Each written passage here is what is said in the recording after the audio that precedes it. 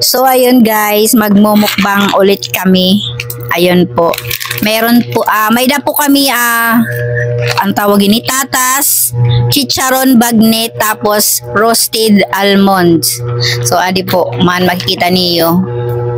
Ginti ka nga na namon ini kanina. Yan na, magmumukbang na po kita. Di man nga, kuan, nga napalit ko ini ha TikTok. Ini yang kuan chicharon. Super crispy po nito. Panong ganiyo.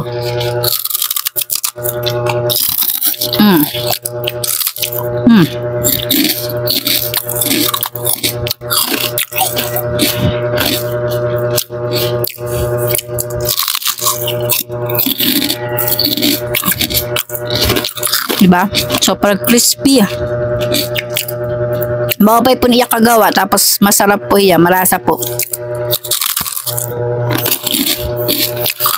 At mga magpapakiyana po, kung di ko na po sa TikTok po, may lako po link or bisitahan na yun akong TikTok, Jinky and Wendels. Ngayon may lako po dito, i-click na lang niyo po ang yellow basket.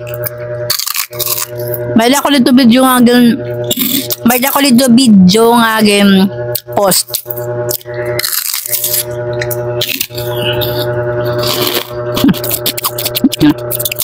Sabi.